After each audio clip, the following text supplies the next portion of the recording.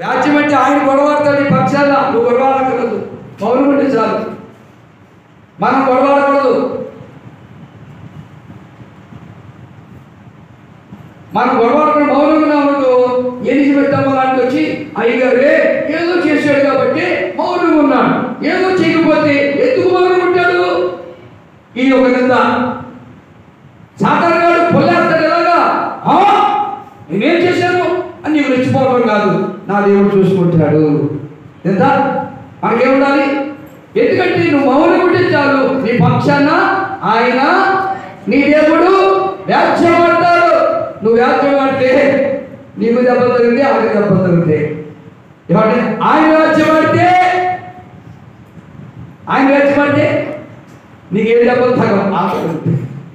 దేవుడికి స్తోత్రం. అందుకు మనం ఏం చేయాలి? ఎవరితో గొడవలో పెట్టుకోకూడదు. ఇప్సిమ తలపై కట్టాల. ఎవరితో గొడవలో, పొద్దుతో గొడవలో పెట్టుకోకూడదు. దేవుడికి స్తోత్రం చెప్తాం. పక్కింటితో గొడవలో పెట్టుకోకూడదు. అంతా ఆయన చూసుకుంటాడు. మనం ఎలా ఉండాలి?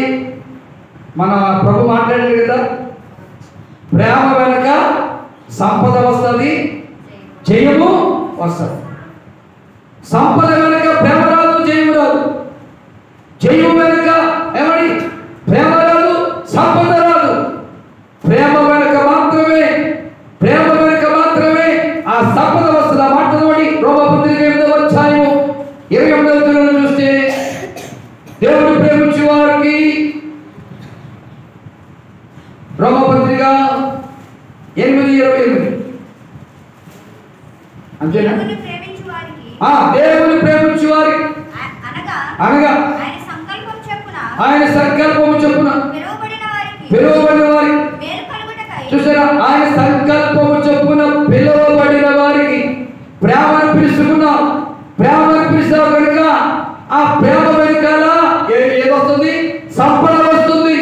ఆ ప్రేమ వెనకాల జయము వస్తుంది. ఆ పిలువబడిన వారికి అది మేలు అంటే సంపద. మేలు కలుగుటకై సమస్తమును సమకూడి జరుగుతున్నవని ఎరుగుదుము. మనమేం ఎరుగుతున్నాం? అక్కడ దావీదైతే దరిద్ర పక్షాలు వ్యాజ్యం ఆడతాడని ఎరుగుతున్నాడు. ఎక్కడ చూస్తే పౌలు గారు అంటున్నాడు, దేవుని పిల్లలారా, దేవుని ప్రేమించు వారిని, ఆయన సంకల్పం చొప్పున పిలువబడిన వారికి సమస్తము కూడా ఆ మేలు కలుగుటకై మేలు పిలువబడిన వారికి ప్రేమను పిలిచింది కనుక ఈ ప్రేమతో పాటు సంపద వచ్చింది, ఈ ప్రేమతో పాటు జయము వచ్చింది. అలాగే మనం దేవుని ప్రేమ మనలో ఉంటే ఏమంటే ప్రేమ ఉప్పొంగదు, ప్రేమ మత్సరపడదు, ప్రేమ కలహాలు పెట్టుకోదు, ప్రేమ సహిస్తుంది, ప్రేమ ఓర్చుకుంటుంది, ప్రేమ భరిస్తుంది, ప్రేమ తగ్గించుకుంటుంది. అప్పుడు ఈ ప్రేమ తగ్గించుకున్న తర్వాత నీ వెనకాల వస్తుందట సంపద వస్తుంది, నీ వెనకాల వస్తుందట జయము వస్తుంది. ప్రేమ లేకపోతే ప్రభు నాడు ప్రేమ లేనివాడు నావాడు కాడు అన్నాడు. యేసు ప్రభుని కొడుతున్నారు, ఆయన కొట్టాడా? యేసు ప్రభుని తిడుతున్నారు, ఆయన తిట్టాడా? యేసు ప్రభుని నిద్రపోపారు, ఆయన నిద్రపోపాడా? యేసు ప్రభు గలీజ్గా మాట్లాడారు, ఆయన మాట్లాడాడా? మాట్లాడలేదు. ఆయన ఏముంది? ప్రేమ ఉంది. ప్రేమ ఉంది కాబట్టి సహించుకున్నాడు, ఓర్చుకున్నాడు.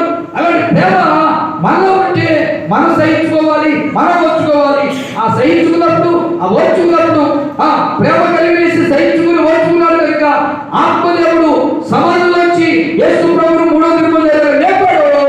మనల్ని రాకడలో అలాంటి ప్రేమ కలిగి ఉంటే మన మధ్యాకాశానికి తీసుకువెళ్తాడు. దేవుడు చెప్పండి. ఏడేళ్ళ పరిశుద్ధులకు విందవుతుంది, ఏడేళ్ళ లోకం మీదకు శ్రమ రాబోతుంది. హల్లెలూయా.